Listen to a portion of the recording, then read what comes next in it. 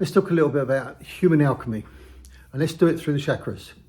Chakras often get a very bad reputation because they're used by a lot of kind of very woo-woo hippie type people in a way that most people wouldn't understand. Let me talk about them by direct experience where you already have these feelings, so you'll understand what it is that I'm saying and why they can play an important part in your meditation and your own personal emotional intelligence. Okay, first of all, the root chakra is the chakra of life and death. It's where you have sexual feelings, but it's also where you have mortal fear. You know, in security, we would say adrenaline is brown. So when you're really scared, that's where you feel it. The sacral chakra is the chakra of instincts. So when you get a gut feeling, I know this is right, I know this is wrong, I know this person's right, or I know this person's wrong, despite, you know, whatever anybody else says, quite often we're persuaded by other people with thought, but actually deep down, we know this is wrong.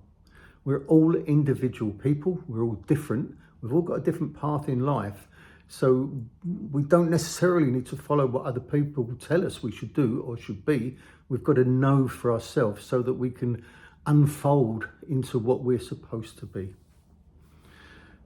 The solar plexus chakra is the chakra of normal fear and anxiety. So it's where you put your hand, isn't it? You know, I'm really worried about this or worried about that. It's where you feel it. We used to talk about worry ulcers there as well. So those three chakras are the ones that tie us to the earth. So this is our fight or flight. This is our survival from the earth energy coming up into our body. So they tie us down. But once we rise above that, once we've mastered the energies from the root chakra, once we've educated and alchemized and discovered instinctively who we are and what we're supposed to be, once we have overcome our normal anxieties and fears, normally through meditation or martial arts practice, right, then we can be a better person. So then the heart chakra, as we know, we always put our hand here as well, don't we? Oh, I love that.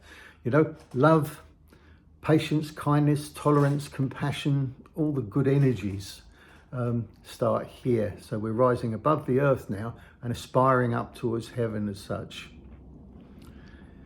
The throat chakra is the chakra of communication. Once we've gone through this education, emotional intelligence and alchemical study, then we're able to communicate it to other people and put that energy out into our environment. So not only we become a better person, but we make other people become better, and also we improve our environment as well as a result. The third eye chakra, once we've gone through this process, you know, from the lower baser chakras into developing, you know, love, patience, kindness, putting it out into the universe around us, insight will naturally arise. So when our body is calm, when our emotions are calm, when our mind finally calms down, insight can arise. We've unblocked it, if you like. So insight will naturally arise as a result of that. Finally, the crown chakra is wisdom. So once we've gone through this, the eventual product, if you like, is to become wise. And that's where in like all the old paintings and that, you will see people with a little gold light above the crown chakra or a halo or whatever, you know, Jesus, Buddha and prophets and so on, is because they've gone through this alchemical process and turned the emotional lead, energetic lead, into energetic gold.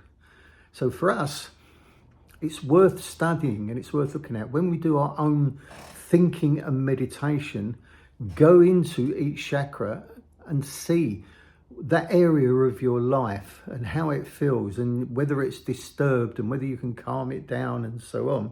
So we study each area of our life to gradually educate ourselves and alchemize ourselves into a better person. Hope that helps.